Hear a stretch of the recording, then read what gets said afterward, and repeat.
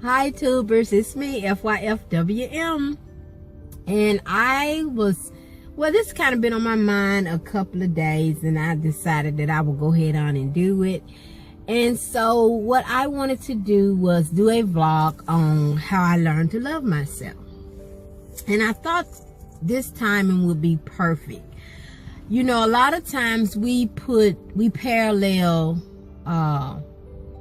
weight with being beautiful. We parallel skin color with being beautiful. And some people even parallel a certain eye color with being beautiful.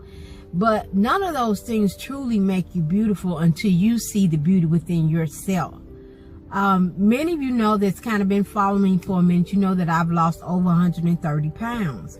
But I gained a lot of that weight after I had my kids and got married, and we moved a couple of times, and I went into a state of depression. Really, I think I was always in a state of depression, but I just didn't know it. Because when I was coming up, we would classify that as, oh, I'm just having a blue day. I don't know if you guys remember that, but it'd be like, oh, I'm just having a blue day, you know. But when you have too many of those blue days and too often, you are dealing with depression. But nobody tagged it, you know, back then as depression. Now, you know, everybody got all these titles for everything, but back then nobody tagged it as depression. But especially after I gained weight I've never been skinny, you know, of course when I was a child, I've always been hipped. Coming up, I got teased a lot because of my body shape.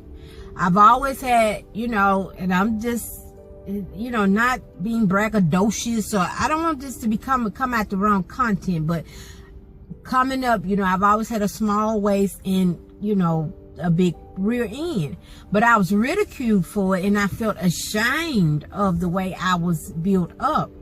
And I'll never forget one time we was playing hide and go seek with my stepbrother, and I wanted to hide under the bed, and he was peeping to see where I was hiding at, and all my body got under the bed, but my bottom couldn't get under the bed. It wouldn't let me go under. It was, you know, too high.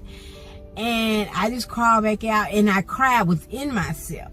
And even my stepmom, I remember her saying, you know, I was looking for some jeans, and many of you know that deals with the small waist and the larger bottom.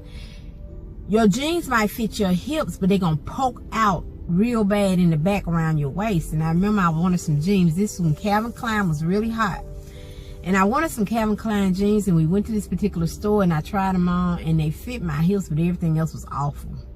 And she made the statement, she was like, why is your butt so big? Ugh.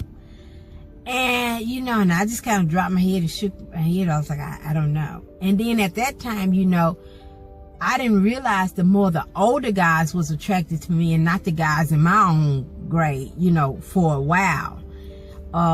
Then I did get one boyfriend, kept him throughout the whole, he was my high school sweetheart. But that's neither here nor there. So I went through all of those things, and I went through all of those emotions, and I went through those times where I didn't see myself as God created me. I saw myself as people taught me to see myself. I saw myself as my butt being too big.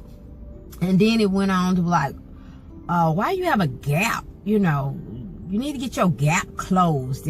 And the gap never bothered me. I was fine with the gap until, you know, everybody started popping up with these straight white, crispy white teeth and no gaps. And I was like, you know, and my daughter, she has my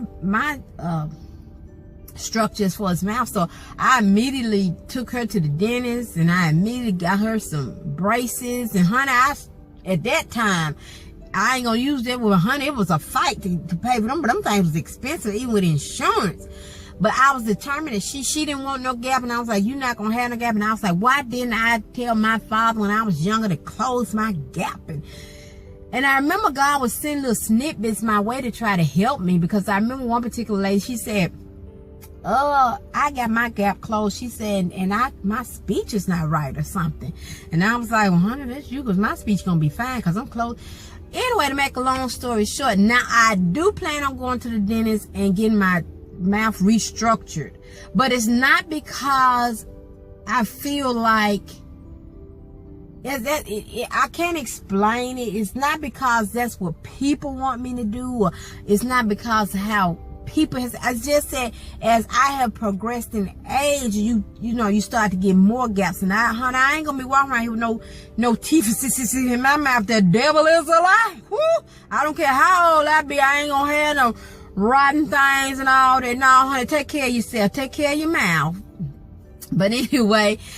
So really, when I really got into God and learning who God was, I began to see the beauty in me. You know, I have a desire to really love people with agape love that God wants me to love them with. And I have gotten to the age now when I see people being really angry or mean or just lashing out, they are hurting. And I know it's easy to say, especially when you having that day where you don't feel like tolerating no stuff. And people come and do something so ignorant and so foolish that you just want to snap back at them. Really, that's that hurt that's crying out. And they don't know how to deal with it. And I really didn't learn how to deal with myself until I learned how to have a full relationship with God. And God began to teach me to love myself.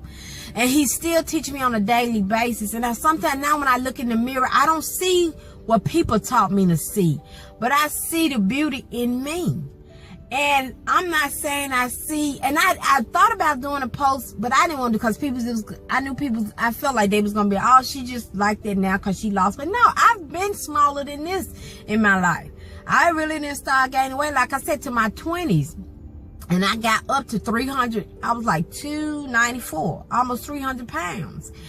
And that's when I didn't care as long as my kids was right, I didn't care about me. I didn't care how my hair looked. I didn't care. I just went through a major state of depression. And as I started coming back around, God is flourishing me in areas that I didn't even know even exist in me. So I just wanted to get on today to say, learn to love you. And the only way you can truly learn to love you is through the love of Christ. I'm sorry if that sounds corny to you. I'm sorry if that's something you don't want to take time to do, is get a relationship with Him. But that's truly the only way you're going to begin to truly love yourself and see yourself as God created you, and not how people have taught you to see yourself. People have taught you to look in the mirror. The very thing that they tease you about, that's what they taught you to look in the mirror to see. Skin color, big nose, messed up mouth, messed up hair, messed up this, messed up that. But that's not, God said you are beautifully and wonderfully made. And that's who God wants you to see from the inside out. It's some people that just are so sweet that, I mean, it saddens me if I allowed that they have allowed people to tear them up on the inside. But we've all done that. We've all been there. But you have to rise above that, and don't see yourself as the enemy, because that's who it is. It's the enemy. He's using those people and their voices to taunt you. But you have to see yourself as God has created you, and He has created you to be an awesome being. That's why you're here. You're here for a purpose. And the enemy want to snatch your purpose. But God has planted you here for a purpose. So in all of that, I just want to say, learn to love yourself. Learn to love the creation that God created. And that's the beauty in you. I love you guys.